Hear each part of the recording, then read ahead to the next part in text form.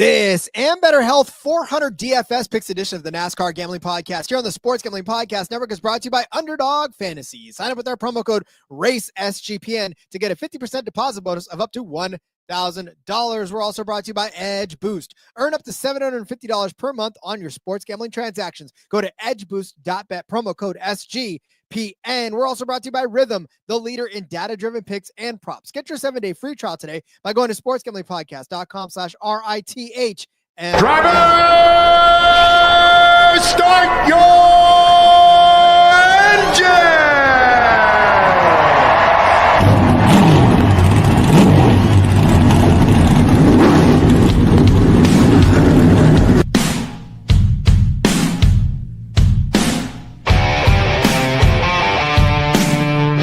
Strap in and pull those belts up tight as the Sports Gambling Podcast Network presents the NASCAR Gambling Podcast. I'm just gonna put my foot on the floor and I'm not limping until I see God or a checkered flag.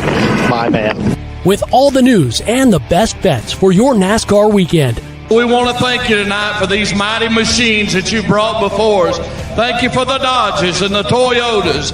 Thank you for the Fords. Lord, I want to thank you for my smoking hot wife tonight, Lisa. In Jesus' name, boogity, boogity, boogity. Now, here are your hosts, Rod Villagomez and Cody Zeeb.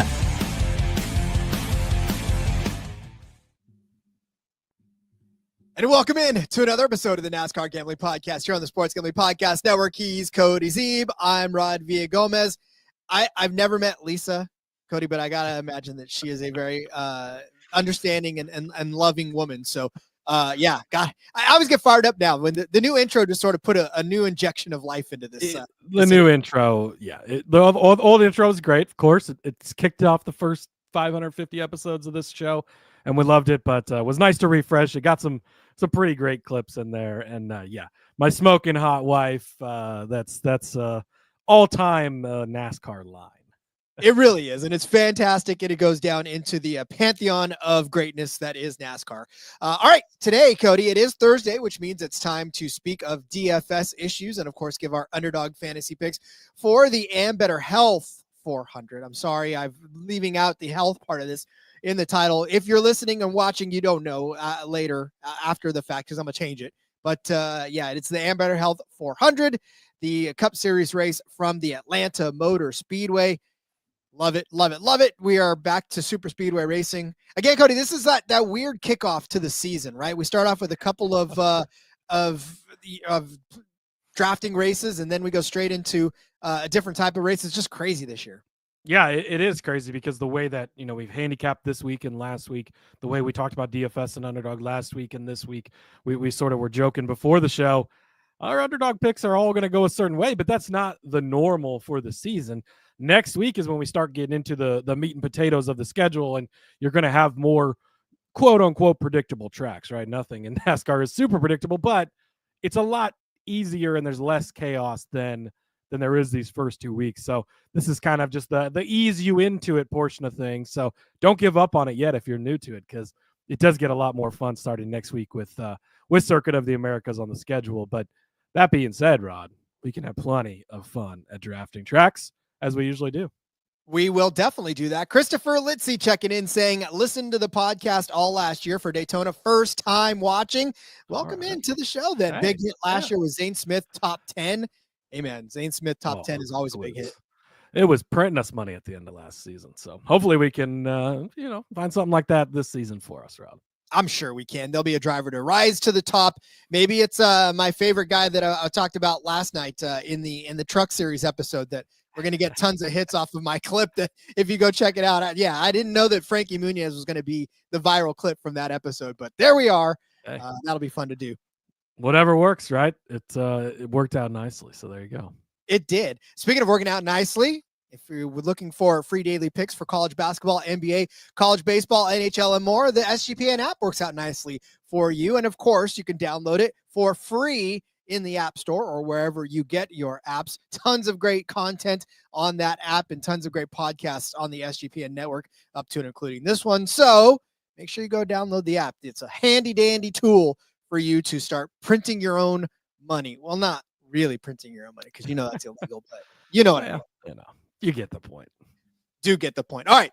Just like Cody said, we are here at the Atlanta Motor Speedway for our pack racing, week 2 of our pack racing. 260 laps around this 1.540 mile paved track for 400.400 miles of close side-by-side racing and action. And Cody, this is going to look similar yet different to Daytona for those of you who are relatively new to the circuit or relatively new to NASCAR betting. It's going to be, we're going to call it pack racing. We're going to call it plate racing. We're going to call it whatever they call it nowadays, whatever those fancy kids are hashtagging it. But the difference is that, like we said, Daytona, 2.5 mile expansive piece of property. This is about a mile shorter, so there's a lot less wiggle room. And definitely, while the racing may look similar, there's not a lot of room to get it done. Yeah, it's not going to be just 3 wide balls to the wall like we just saw at Daytona the whole race. The Atlanta, especially, this will be the 4th season of this repaved surface. It sits in that southern sun all summer long and bakes and stuff. And the track has already begun to take some character. And actually, we're starting to see that a little bit at Daytona too, but to a different degree there. But here, it's not just hold it wide open and run with it. There is some, you're going to have to let off a little bit. You're going to have to run the right line in addition to maneuvering the draft and having the draft.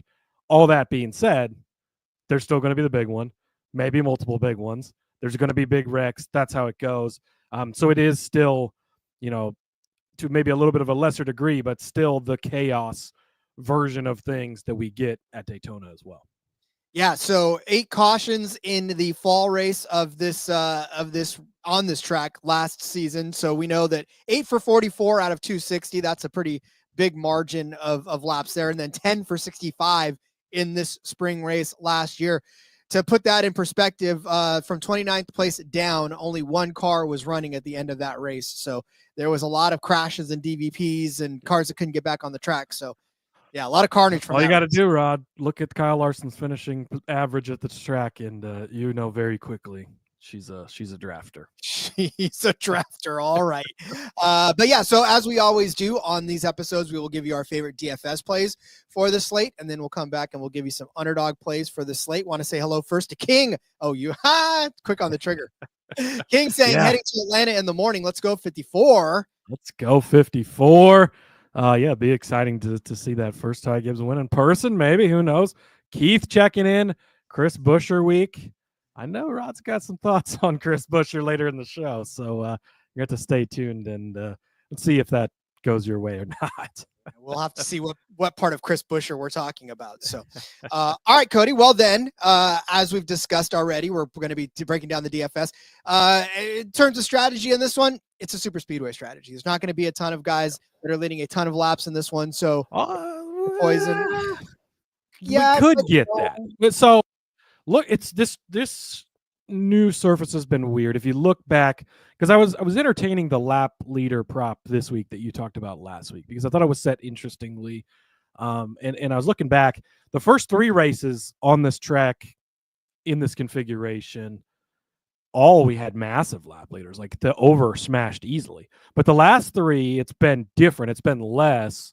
It would have been underneath the over under on that in the last 3. So it has shifted a little bit from that, but I think there's definitely more potential here to have one guy lead more laps than at Daytona or Talladega. But that being said, and really I'm going to sort of get into this in especially one of my first pick here. It's a high variation, but you certainly could get that, but don't build your entire lineup around one guy just leading a lot of laps, because we saw that last week with a guy like Joey Logano, leads a bunch of laps, but finishes 35th or something. So it didn't really pay off in the end. So it is still going to be mostly about finishing position, mostly about place differential. But, maybe some laps led will come into factor as well. I think you could certainly build for that in certain ways. And then fast laps are going to be like they were last week, where it's probably guys hanging out in the back that are racking those up. Yeah, all the guys in the draft that are sort of being pulled and getting pulled along quicker than the people in front of them. So, yeah. All right, well then, Cody, I guess there's no really other news to touch on. I think it might be safe to start getting set with this DFS lineup that we got going on. So who is our high price driver for this slate?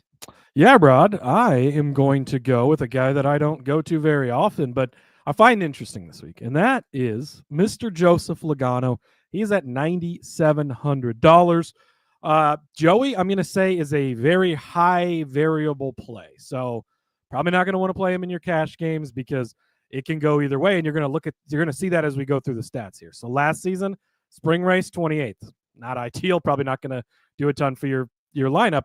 But then in the fall race, he won the race here at Atlanta. So you got both sides of the coin there, right? How about 2023 in the fall race, 17th? That's okay, right? Respectable. But in the spring of 23, he also won that race. So he's won 2 of the 6 races on this configuration. He led 140 laps that day and won the race. So that's a massive day on a super speedway when a guy can lead that many laps and win the race. And then you go back to 2022 and same thing. He had a 26th place finish and a 9th place finish. So, and it's not been always good in the spring, bad in the fall, always good in the fall, bad in the spring. It's both. He's won in the spring, he's won in the fall. So like most weeks, Rod, which side of Joey Logano do we get, right? That's the big question. But I think you saw last week, we saw a lot from Joey, right? Obviously, he got maybe a little bit greedy. Ricky did Ricky things, and things didn't go his way, had a bad finish. But we saw what he's capable of doing. I mean, look how fast that car was. Running up front looks great. Then they have the bag stuck in the intake. They're not sure that that's the problem. They change some stuff, figure out that's the problem, and then he just powers right back to the field, back up to the front. He was looking good. I mean, he was going to have a shot to win the Daytona 500 until that wreck happened.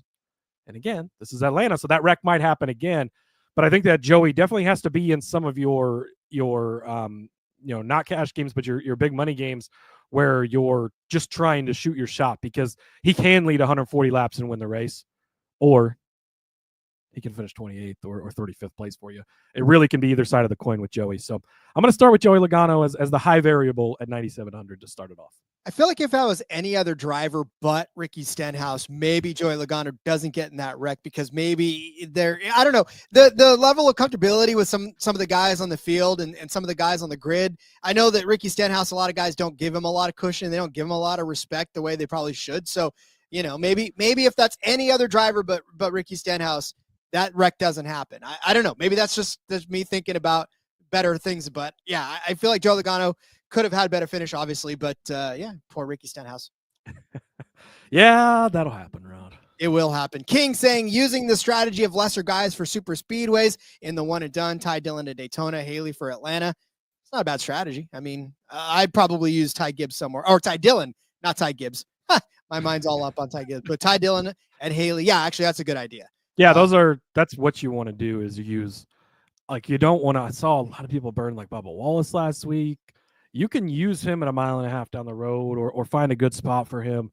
I would use that coming from the guy who used AJ Allmendinger last week. That worked out well for me, Rod. Basically, like I didn't even play last week, but that's all right. We're gonna get it this week. But yeah, I would definitely do that.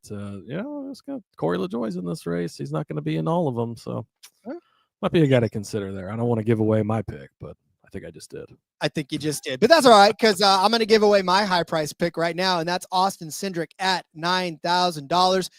Look, I poo-pooed Austin Cindric all of last week. I downplayed everything that he does, and then all of a sudden he comes out and he almost wins the Daytona 500. So I'm changing my mind. I'm actually going to follow the numbers and follow the stats down Austin Cindric way. Our friends over at iFantasyRace.com, the NASCAR driver points at DraftKings from the first Atlanta race from last spring, Austin Cindric was 6th on the list. I mean, he's $9,000 coming into this week, but he had 53.35 DraftKings points. He started 8th, finished 4th. He had 3 fastest laps, and he led 32 laps. But what's more impressive about all of that, he comes back in the fall, and he leads 92 laps, starts 5th, and finishes 10th. That's a hell of a day for Austin Cindric in that instance as well. And then you look at where that landed him. That landed him in 4th on the list as far as fantasy points earned that day, 54.25. Now, Daniel Suarez ran away with this one because he won, but Austin Cindric, like I said, started 5th, finished 10th, had 5 fastest laps, and led 92 laps. So a great day for Austin Cindric overall. You want to talk about where he lands on the next-gen average finishes in the heat index for iFantasy Race? Firmly planted right there in 5th place. So I'm telling you, he's going to get it done. He's led at least one lap in 5 of the last 5 races here, 7 in 2022, 5 in the spring of 2023, 10 in the fall, then 32, then 92. Those numbers just keep going up, with the exception of that 1 year where it flipped. But you see them steadily increasing, right? 10, 32, 92. He's going to lead laps in this race. He's going to start toward the front. His average start is 12.1 and his average finish is 13.4. But I mean, that kind of gets thrown off by the 39th place that it had in 2021 before this got turned into a super speedway. So since this got turned into a super speedway, he started 5th, 2nd, 10th, 8th, and 5th. So a top 10 finish in each of the last 5 races in this one, a top 10 finish in all but 2 of those as well. So Austin Cindric's going to be around. He's going to lead laps. He's going to have fast laps, and he's going to probably finish within the top 10. So I think that's a mighty fine day for Austin Cindric. And if he can get you somewhere in that 50-point range, 53-point range like he has in the last couple of seasons, or last couple races rather, I'll take it. Yeah, I love it. We talked about Austin Cindric back on the betting episode 2 days ago. So make sure you go back and listen to that for more in-depth on him too. But yeah, he's really proven to be a great super speedway racer at this point. He's been in the mix here at Atlanta, going to continue to be in the mix. You know, we brought up Joey Logano, we brought up Austin Cindric, and we don't have Ryan Blaney on the list, but really he could be. He's interchangeable with these guys. Same thing. Ryan Blaney, just as good as those two guys are. We didn't pick him this week. He's kind of the favorite overall. Makes it a little harder to bet on him. Yeah, there wasn't a great way for him to come up. I mean, you could have interchanged him with Logano or Cindric easily here in this spot, I guess. So kind of the same thing with Blaney there as John was bringing up. So definitely, and really, you know, stack all 3 of these Penske guys in some lineups. That's going to be popular, but there's a good chance, you know, if those 3, there's probably of any team, there's a good chance that those 3 hit more than any other combination of a team hitting. And so if you get the other guys around them correct, you might be able to beat out some other people for sure. They are high variable at points too. We saw last week, right? Joey and Austin running together. Well, when that wreck happens, you get caught up in it together. I think Ryan might have even got a piece of that one too and took all 3 of them out. So yeah, it can go either way, but Team Penske is really freaking strong on these super speedways, and they all work well together. Probably the least selfish of all teammates when it comes to that type of racing. Indeed, and those Fords can push. So, all right, we'll be back with our mid-prize drivers, but I want to take a second to tell you about Underdog Fantasy, or I want to take you to Edge Boost, actually. We've partnered with Edge Boost, the premier Visa debit card for bettors. An Edge Boost card allows you to avoid the hassle of having your card denied at the sportsbook, DFS site, sweepstakes site, racetrack, or casino. Plus, you can earn up to $750 per month in cashback rewards for using your Edge Boost card. And you know your money is safe because the card is FDIC insured. The best part, no credit check, and it's completely free. Sign up today and use the promo code SGPN so you can get better cashback rewards and instant tier 2 status. Definitely using my Edge Boost rewards on a shot at getting to this underdog that we're about to give out later on in the show. That's edgeboost.bet, promo code SGPN, edgeboost.bet, promo code SGPN. We're brought to you by mybookie.ag. MyBookie is your place to bet every sport plus props for every game and the live dealer casino. MyBookie accepts customers from a ton of locations. It's got easy deposit, lightning fast payout using crypto. You can head right now to mybookie.ag, promo code SGPN for a 100% deposit match up to $1,000 plus a $10 casino chip. That's mybookie.ag, promo code SGPN. Well, we always try every week to save you a little bit of money, some salary relief in that DFS lineup. So, Cody, who are our first mid-tier drivers of the slate? Yeah, and just to, you know, if you weren't here last week, or just to remind you, don't pay too much attention to salary this week. We still tier it that way because it's good to talk about guys in every tier, right? But don't be fine leaving thousands. And I built multiple lineups that left over $10,000 on the table last week. I don't know that they did great last week, but look at the top 5, right? Jimmy Johnson, you had John Hunter Nemechek in there, like cheap guys that had good days.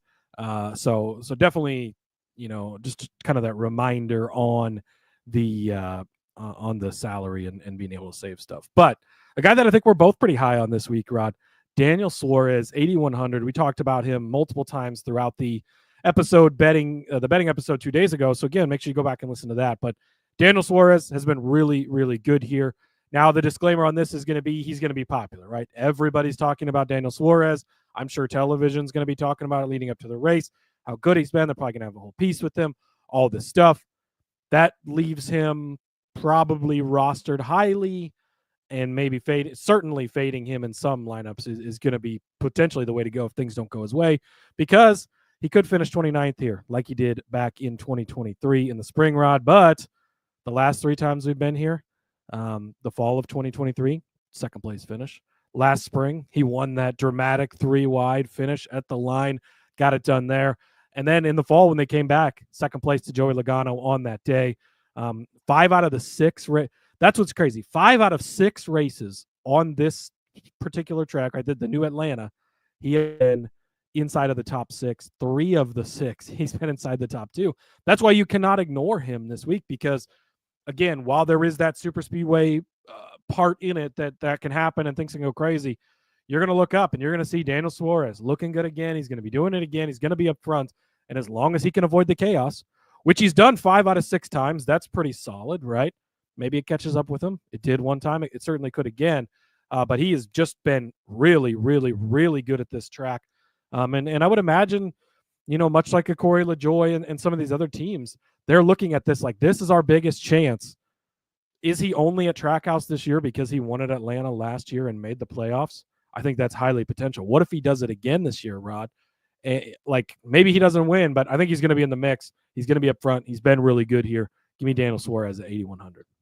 He is going to be popular, but it's one of these situations where in at least one or two or several of your lineups, you have to have him, because if you miss and he's really, really big and he comes through like he should, then you're looking at the bottom of everybody else that decided to go with Daniel Suarez and not you. So don't get cute on at least a couple of them and load up on some Daniel Suarez, because you're right. Let's give Rod an opportunity to tout here quickly, since King's checking in the chat, Rod. Before he forgets, did you have Jimmy Johnson top 10 last week? I know you had mentioned him. You certainly did have Jimmy Johnson top 10 last week, didn't you, Rod? Might or might not have been the biggest hit of the week. Yeah, I mean, listen, I had it at plus 550. Yeah, it was a plus 550 bet on there, 5.5 to 1 for Jimmy to get the top 10. I was on. You had him at 150 to 1 to win the race. Yes. And he was in the top 5 at the end of it. Sure, he wasn't running up there all day. Yeah, he was top 3. Exactly. Sure, he wasn't running up front the whole day, but in the right place at the right time, which is a lot of times what happens at super speedways. You got to set yourself up for success. Jimmy, the GOAT, did so. He sure as hell did. Unfortunately, he's not going to do it again for a while, but I'm very happy about that one. That one made me, like I said, look like I actually know what I'm talking about. That one could have got us a 5th season, Cody. I think that one call right there could have got us a 5th season. But all right, let's talk about his teammate, Eric Jones. Eric Jones. He's $6,800 on the slate. And if you look, right, Eric Jones, not a whole lot to be happy about over the last few years, but like I said, our friend Ryan over at iFantasy Race has put together a Atlanta NASCAR Next Gen Average Finishes Heat Index. And if you scroll through, you don't have to scroll very far, actually, to find Eric Jones's name. He is 10th on the list overall, with 14th in the 2022 spring race, 4th in the 2022 fall, then 8th, 11th. Last season was just a miserable 25th and 26th. But as we've seen, actually, Eric Jones pop up and do well at the Daytona 500. In fact, the entirety of Legacy actually was looking pretty good, honestly, throughout. Though they were staying out of trouble. They were actually running around the front. John Hunter finishes in 5th. You get 2 Legacy Motor Club cars in the top 5 in Jimmy and John Hunter. Unfortunately, Eric Jones couldn't stay in that party, but he was in the mix, right? They were talking about him like, oh, hey, look, Eric Jones right around the front, and he finished in 12th. So you could have had all 3 Legacy Motor Club cars in the top 10. And I had said, right, this is the year where they're actually going to start getting better, because Jimmy now full-time, and he's got everybody in his control. He doesn't have to share it with really hardly anybody. So Jimmy's making the calls, and all of a sudden, bam, you see 3 Legacy cars in the top 15 when you barely saw them in the bottom 15. You were like, are they even on the track half the time last year? Now it looks like things are turning around. And I think if we're looking DFS purposes, right, this is probably the best way to get in on a guy like Eric Jones or John Hunter, even for that matter. But for Eric Jones, like I said, he's got a very impressive finishing average here in this new next gen super speedway era. So for me, if I'm looking at a DFS standpoint, and it's even better from a DFS standpoint, because if you look at it from the fall of 2022, or the spring rather of 2022, when they first started this super speedway, started 23rd, ended up 14th. That's some great place differential right there, right?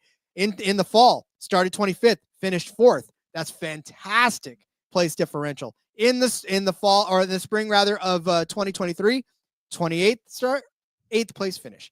25th place start in 2023 in the fall, 11th place finish. And then again, even for last season, when there were miserable finishes, he started 37th in the spring, finished 25th. Started 33rd in the fall, finished 26th. So there's at least some place differential in that as well. And at $6,800, it's not really all that bad of a situation for one Eric Jones. And where did that pal out? 27 points for him in the fall race of 2022. And then if you go down, it was 29 points in the spring race of 2024. So look, suffice it to say that if you're getting about 30 points out of him at $7,000, that's not a bad return. So I think it's a guy that not a lot of people are going to be on. And I think that's where you can get in good, especially even on cash games, that'll differentiate yourself from the rest of the heavy hitters. Yeah, I'm not going to be a popular guy at all. And you know, if you are playing a Joey and you are playing an Austin and you are playing a Suarez, those guys are going to be very popular. So a guy, you know, if they do all hit, which I'd say there's a decent chance of that happening, right? You got to differentiate yourself, and getting a guy like Jones in there, great way to do it, because a lot of people just aren't going to be on Eric Jones. He's kind of just an afterthought for the most part. Which is weird, because that 43 car was never an afterthought back in the day. So I apologize it's to been King. An afterthought for the last 30 plus years, but you know. Well, yeah, that's right. Well, speaking of Kings, I apologize to King, who says, Rod, don't ever do that again, please. I will. He didn't enjoy your rendition of the Eric Jones song there. Didn't like my Eric Jones song. Fine. I will do it again next time doubly. But yeah. John checking in too. Shout out to John. Give me some DFS for Hotland. I know John's always in our little group game that we post on the Discord for DFS every week. So if you want to get in that, Rod, sg.pn/Discord. I'll get it right eventually here. And you can jump in the NASCAR channel there. It's hopping all week. Guys are getting on bets early in the week, even before the show's happening. And throughout the week, conversation kind of continues all throughout the week and through the race and everything. So, and then we post all those $5 games over there for DraftKings for everything. Xfinity Cup, trucks. We do it all. So a lot of fun to compete against each other over there. It is indeed. All right. Well, then we will give you our low price drivers when we come back, and we'll go commercial free. But first, now let me tell you about Underdog Fantasy. And we're going to tell you more about Underdog Fantasy after this too. NBA, NHL, college basketball, whatever sport you can cash in big with Underdog Fantasy Pick'em. Like I said, we're going to be giving you our favorite plays for the race after we get back from this. So sign up with our promo code while you wait. Race SGPN to claim your special pick and first time deposit offer up to $1,000 in bonus cash. It's underdogfantasy.com. Promo code Race SGPN. Now let me tell you about Rhythm. SGPN's proud partner, Rhythm, is the #1 AI-powered sports betting platform that helps provide bettors of all levels the ability to build custom predictive betting models in seconds. You can build your own model, copy one of the top performing models from the leaderboard, or you can have Rhythm build a model for you. College basketball, NBA, golf, Rhythm has it all. Really do love Rhythm for NFL because I really had a lot of great hits last year thanks to Rhythm. A lot of them had to do with running backs, right? I had a lot of Derrick Henry, a lot of Saquon Barkley, and I was all over these rushing totals. So Rhythm helped me get it done, and it can help you get it done too. Claim your 7-day free trial today by going to sportsgamblingpodcast.com/Rhythm. That's sportsgamblingpodcast.com/RITHMM. You know who's coming in as the low price guy, Rod. This is why you got to watch on YouTube. See, Corey LaJoy. Let's stack some pennies. $6,200 this week. Look, if you've listened to this show ever in the history of it at all, I love Corey LaJoy, especially when it comes to super speedways. Hey, for those of you that don't like my love for Corey LaJoy, we're not going to talk about him for a while after this, right? So you're about to get a nice long break from Corey, but he is racing this week. And he's been really fucking good at Atlanta. Go back to the First season we were here, Rod, 5th place finish in the spring race. He almost won it in the fall. We had him at 250-1. It was such a sweat. It was so beautiful. Leading with 2 laps to go, of course, then gets in the wall and ends up finishing in 21st, which was unfortunate. But you come back in 2023, had a 4th place finish, also at 31st. So, hey, sometimes it happens, right? But then last year, 15th and 13th place finishes, not the greatest runs of all time, but solid finishes, gets to the end. That's what you're looking for. And you saw it last week with that 0-1 car. He had it up front. He looked good. He can play with the big boys. He's in a Ford, which seems to definitely have some advantage when it comes to the draft. They seem to be able to draft better than anybody else does. He was in a Ford, being pushed by Ricky Stenhouse and Joey Logano, and somehow survived as long as he did, Rod. I was extremely nervous that whole time. Obviously, kind of gets caught up in it after the fact on that last one, unfortunately. But great day. He was leading with 8 laps to go when they had that caution at that point. I'm all in on Corey LaJoie every time we come to super speedways. He's been in a ton of winning lineups previously on super speedways. I think he's got a good shot at that again this week. Let's stack those pennies at 6,200. Okay. That's all I have to say about that. Okay. No, listen, I get it. And you're going to love it, especially when it hits this one time. But I'm still not sold, especially now in this 0-1 car, that he is going to be good enough to finish. I'd say the 0-1 car looked pretty good last week. Until it didn't. Well, until he got wrecked. Sure, that had nothing to do with how the car looked. He didn't fall off. He had himself in position. He was leading the Daytona 500 with 8 laps to go, Rod. And even in that 7 car, which, sure, you could argue Spire's better now, but at the time, 3 years ago, Spire was absolute trash. And he was running with Chase Elliott until the final 2 laps there. So I know you like to hate him, but hey. Okay, look, you let me have my Jimmy Johnson. I'll let you have your Corey LaJoie. It's fine. Only on super speedways. If either of us tries to give him out somewhere else, that's where we need to have an intervention. A big sign that says intervention. All right, listen, I went with Eric Jones as my mid-tier driver, so I will go with his teammate, John Hunter Nemechek, at $5,600 for my low-price driver, because, again, as we've stated before, time and time again, these teammates are going to link up.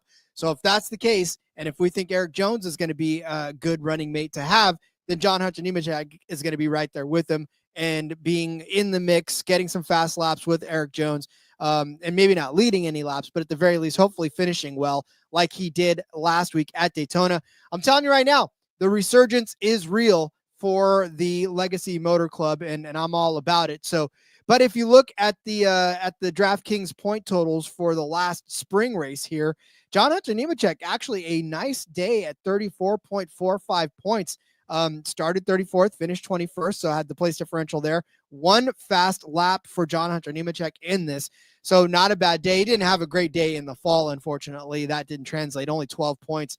Started 35th, ended up 33rd with 6 of the fastest laps on the track. But again, if you're punting at $5,600, I think is a good place to punt here, because we saw last week he can finish inside of the top 5 if all the conditions are right. And for John Hunter Nemechek, I mean, you're not expecting that to happen, but when it does, you're extremely, extremely happy. So, and if you look too, John Hunter Nemechek started 18th and finished 5th in that particular race. So not a bad day for place differential points either. So yeah, I mean, listen, for John Hunter Nemechek, if he's going to be running around Eric Jones for most of the day, we know Eric Jones is a top 10 car on average here in this particular configuration. Again, last year was kind of an outlier with his 2 bad finishes, but I think at $5,600, that'll free up you to go a lot of different places in these higher priced driver guys. So put the 2 teammates together, and that's kind of not a bad strategy for drafting tracks anyways, right? Put a couple of teammates together and then see where it goes, because if one finishes, then the other's going to probably finish somewhere close to them, and hopefully both of them end up finishing very well for you. And a couple of top 10 finishes for these guys would really make a great DFS lineup. And not a lot of people, like we said, are going to be on Eric Jones. Probably even fewer are going to be on John Hunter Nemechek. Yeah, absolutely. I mean, again, and you saw it pan out last week. We just saw it a week ago. So don't forget, not everything you saw last week is going to be what happens, because obviously we had that big wreck at the end, and that changed a lot of things, but you can definitely take something from that. And John Hunter Nemechek was a guy we talked about multiple times last week, and he paid off at the end of the day, getting a 5 in the Daytona 500. He's been a pretty solid little super speedway guy for the small sample size we have with him, right? Only a few years in the Cup Series, especially in this ride. But he's been pretty solid, so I like it. Me too. All right, get out your pen and paper. We're going to go over our DFS plays for the Ambetter Health 400. Cody started you out with Joseph Logano at $9,700 as his high price driver. I said Austin Cindric at $9,000 is my high price driver. Cody gave you Daniel Suarez at $8,100 as his mid-tier driver.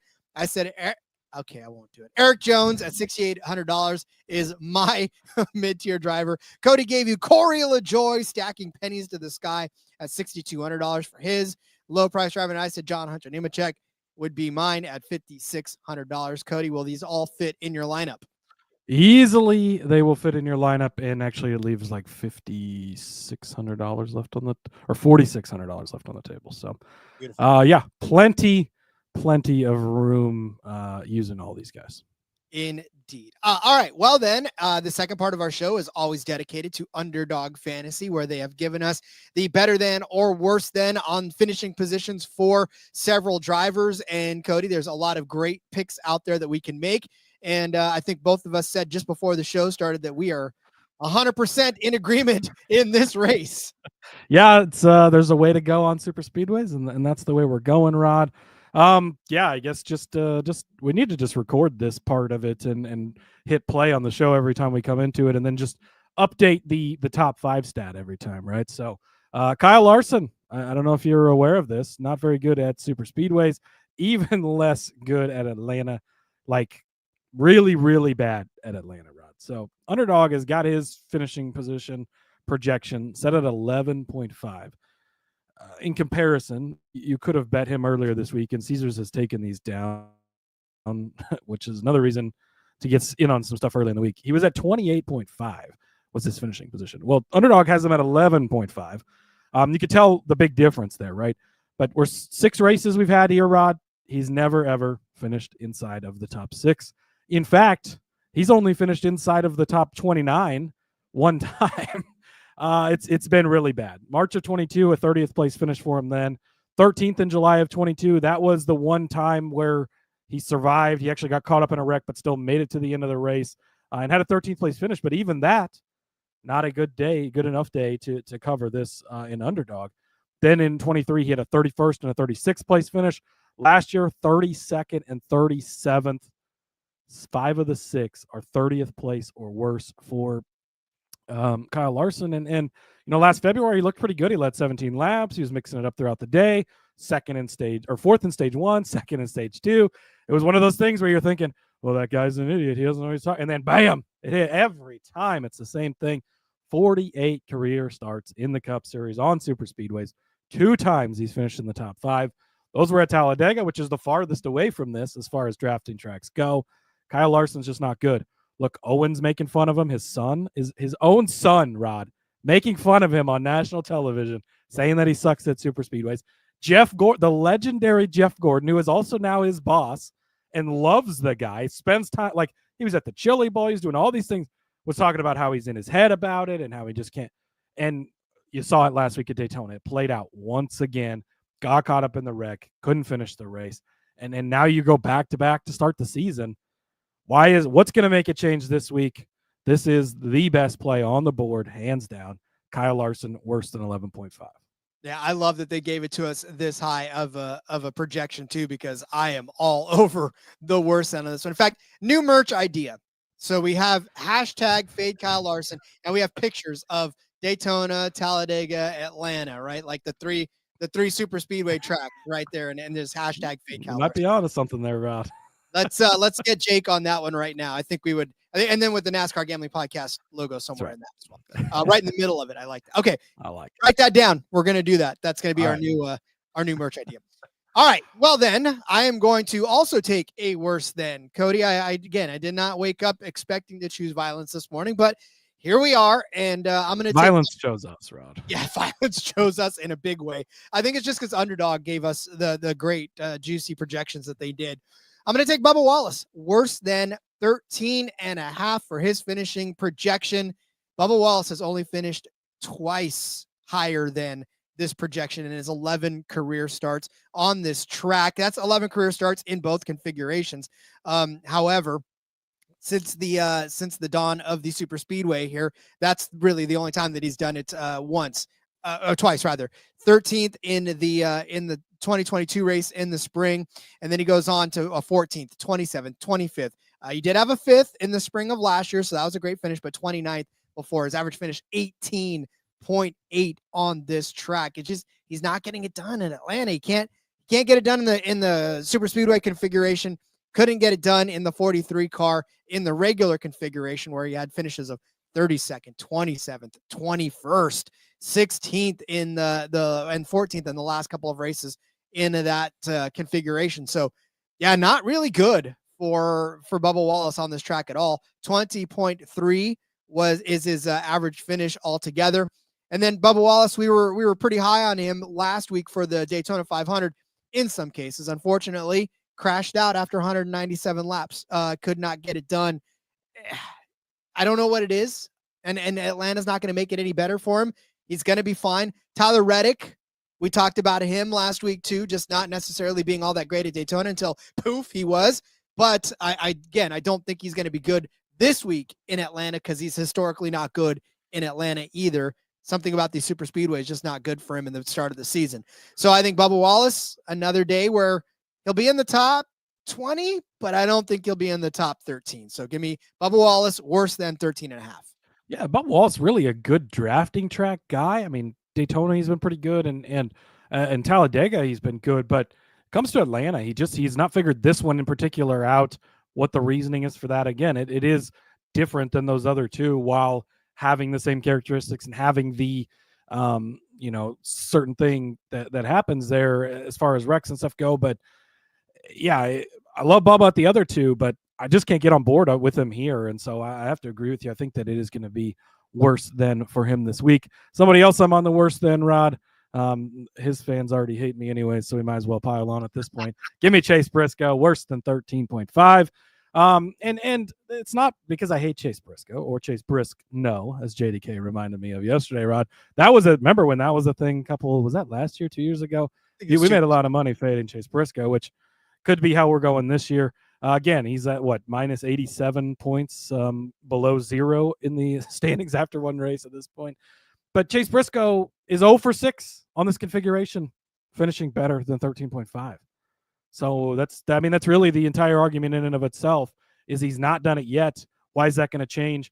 Well, sure, he's in a lot better car now in the Joe Gibbs Racing vehicle instead of SHR, but that doesn't really matter at this track. And arguably the Ford, it might not even be arguable. The Fords clearly are better at pushing. We saw Briscoe have a lot of issues pushing last week or taking pushes. Those Toyotas don't seem to handle it as well. He's going to be without his crew chief this week, which again, I think that's actually an upgrade for him. But he had a good finish at Daytona last week, so give him props to that. But he's 0 for 6 here. 38th and 31st last year. So he's actually gotten progressively worse. You go back to 22, the first season, he was 15th and 16th. Decent, right? But still not better than this number. In 23, he was 22 and 24 is where he finished. And then last year it was 38 and 31. So progressively he's gotten worse as this track has worn in more. Maybe that doesn't agree with him. But also sort of the strategy that you really want to attack mostly on super speedways is looking, my entire strategy is what are the best worse thans that I can take, rather than I like that guy, and I made that mistake with McDowell or with Allmendinger last week. I like that guy. You got a fairly decent number. He goes out of the race early, which happens, right? But on super speedways, worse than is really the direction you want to try and look for. And Briscoe stuck out like a sore thumb. He's 0 for 6. He's never done it. You're just playing the odds. You're playing the numbers. I don't think he gets it done this week. And again, 37 cars or 38 cars entered into this one, and they all could finish inside of that top 13, whereas that won't be the case starting next week at COTA, and that's when it's going to be a lot different. We're going to have a lot more better thans, probably more better thans than worse thans going forward starting next week. But at super speedways, worse than, and Chase Briscoe is one of them that pops off. But really what it is being able to identify when guys can't finish. Honestly, that's really what this is all about, especially when you're taking the worst thans, because there are guys. In fact, I'm going to give you another one. We just gave you Bubba Wallace that doesn't necessarily he's not able to finish well on the super speedway tracks. You just talked about Chase Briscoe. I'm going to talk about Denny Hamlin as my next driver. Everybody's like, oh, Denny Hamlin. Yeah. I'm surprised that Underdog has got his finishing projection set at 10.5. I mean, a top 10 finish for Denny Hamlin. You think on any other track, you're like, well, yeah, I'm hammering the better then, right? No, I'm going to take the worst then on this one. Cody, if I swung at you 5 times and only hit you once, are you ducking on the 6th? Well, I'm probably going to duck anytime if you're swinging at me just because I don't want to get hit. But in the theory of this, probably I'm not going to be too scared that you're actually going to hit me, Rod. No, you would not be scared that I'm going to hit you because I haven't done it 5 of the 6 times that I've tried. Denny Hamlin has only finished a top 10 finish once in the super speedway configuration of the Atlanta Speedway. Allow me to read some names of folks that are ahead of Denny Hamlin in the average finishing in the next gen heat index from iFantasy Race. Daniel Suarez, AJ Allmendinger, Austin Cindric, Eric Jones, Corey LaJoie, Michael McDowell, Carson Hocevar, Ricky Stenhouse Jr., all ahead of Denny Hamlin, who sits 21st in average finish position here in the next gen era. That is this is not like I'm going, he's 12th or 13th, and so I'm going to take the worst then. No, he is considerably worse than 10.5 every single time he steps out on this single track.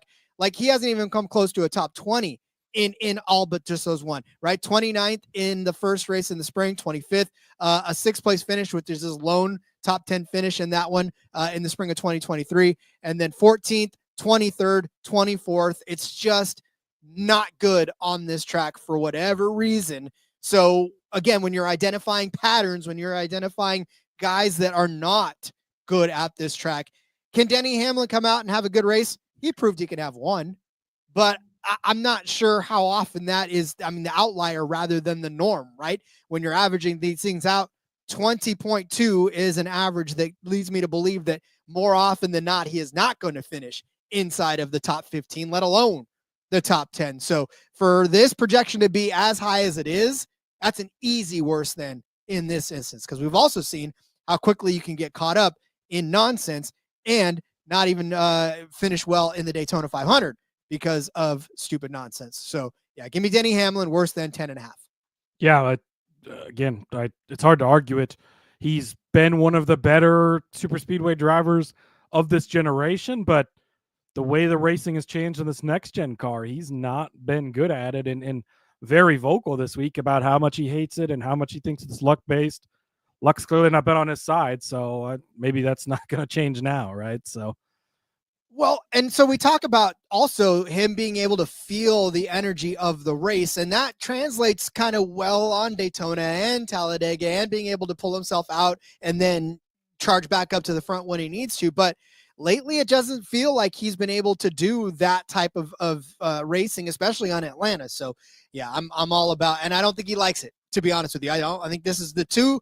You know, when you go into work some days, and not you, Cody, because you're bossless and you love work every day. For those of you that don't like your job, you know, when you go into work and you know that it's something you don't really enjoy doing, but you go in and you just sort of endure it because, you know, 2 days from now, you're going to be doing something that you really enjoy. So you put up with the 2 days of what you don't like just to get the stuff you do like. That's what Denny Hamlin does nowadays on super speedways. He just goes, clocks in, goes through the motions, and then goes home again and, you know, to his $1 million mansion.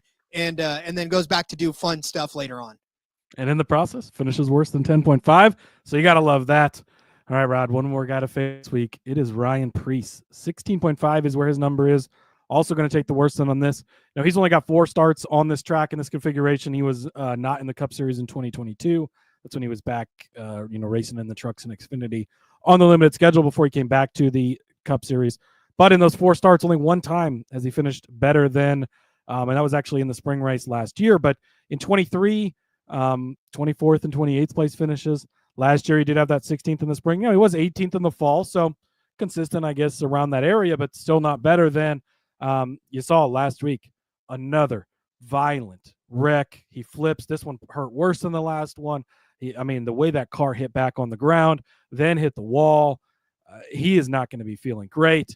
Now, look, I don't care who you are, and these guys are the baddest of the baddest, and Ryan Preece is a badass. He's going to get in that car. He's going to wheel it this week, but it is going to be in the back of his mind all day to not take those extra chances, to not put himself in those positions. And you could make an argument that maybe that works out for him and he does avoid the chaos. But I'm going with the argument that I think that that's going to make him a little bit gun shy, and he's not going to finish better than the wreck at Daytona last year, where he did barrel roll and had the black eyes and everything. They went to Atlanta after that, and he finished worse than at that point as well. So I think that is going to continue to hold. Give me Ryan Preece worse than 16.5. So, when he brings up his daughter, and really just saying to her that I saw my daughter in that one, that really does kind of bring it back in to where you're like, I'm not taking that chance again. Right. I'm not going to set myself in his position where I need to do that again. Yeah. Right? And like, he's a professional and he's going to get back out there and he's going to race and he's going to be fine. But there is like, that is going to stick in his mind, whether it's consciously or subconsciously, probably more subconsciously. But when he gets that opportunity to stick his nose in somewhere, he's going to have that second thought about it or that split second decision. And I just think it's not going to help him have a good race. And maybe he just kind of hangs in the back and avoids the chaos, and that pays off for him. Fine. He beats us. But I think that he's just going to be off of his game. I mean, how can you not be a little bit off your game after a wreck like that? And 7 days later, you're back in the car at the same type of track, doing the same thing. It's going to affect him. Well, I mean, look, not that fiction really equates to reality in any sense of the matter, but Top Gun had that same sort of feel too, where Maverick, loses Goose and he goes up in the air and they're like, engage, Maverick, engage. He's like, no, I just don't feel it. And so he pulls out, right? And Cougar, he washed out because he was like, I almost offered my wife and kids, and he puts his wings on the desk. Like, I mean, those are the real emotions that kind of go through these guys when they see their life flash before their eyes. So love you, Ryan Preece, and I know you're going to do your best, but yeah, I mean, it can't be easy to get back into it when you know that that you're pushing the edge and it almost pushed you back. TK checking in with some breaking news. Parker's DQ stands. Breaking. It happened a while ago, but fine. Yeah, they didn't have a shot to win that anyway. So unfortunately, we knew that was going to be the case. Yes. Unfortunately, I also know this is going to be the case, and that his teammate, Ryan Preece's teammate, Chris Buescher, is also going to finish worse than his projection is set at 13.5 is Chris Buescher's. I was going to go with Brad Keselowski in this one, but I also didn't want to necessarily pile up on all of the RFK guys. But this is kind of where we're at right now, because all of these RFK guys, I mean, it's not as if they're out there barn burning around Atlanta, but I felt like there was a little more inconsistency in Brad Keselowski to be able to say for certain that he's going to finish worse than. Brad Keselowski has a 2nd and a 6th, but also a 33rd and a 19th. Whereas when you look at his teammate, Chris Buescher, he has only finished better than 15th once in this entire span of the next gen. Well, make that twice, I guess, a 7th place finish in 2022, but twice out of 6 times. It's a lot of the same argument that I made for Denny Hamlin. It hasn't happened enough for me to think that it's going to happen again. In fact, if you look at his finishes outside of the 7th and 9th place finish in the spring of 2022 and 2024, in the fall of 2022, 33rd, 35th in the spring, 15th and 32nd. So again, he's 4 for 6, finishing worse than the projected finishing position of 13.5 on this track. It's just something where you look at the numbers and you go, wow, okay, I can't really ignore this. You can say, but he finished in the top 10 at Daytona, and that's fine. But what happens if those guys don't wreck out in front of him, and that adds another 4 or 5 positions to his, then he's 14th, 15th, 16th back, right? And you can say the same about Jimmy Johnson. I mean, that's how you get lucky, but it just seems like he's not getting that lucky at Atlanta to be able to capitalize when that type of stuff hits. So for me, I'm definitely going to roll with the numbers on this one and go Chris Buescher worse than 13.5. Yeah. Again, it's hard to argue because the numbers point you in that direction. So I like it. Rod, if you put all 6 of these into Underdog Fantasy, I've got a 50% boost right now that I'm going to use. Without the boost, it would be 35 times your entry fee. With the boost, I'm getting 52 times my entry fee. Ooh. $10. I can win a cool $520. Let's go. Make sure you get signed up. UnderdogFantasy.com. Promo code RACESGPN. Drinks on Cody after this weekend when he hits all that. Or drinks on you. I don't know. You may get a little more froggy and put a little more in. So that'll be fun too.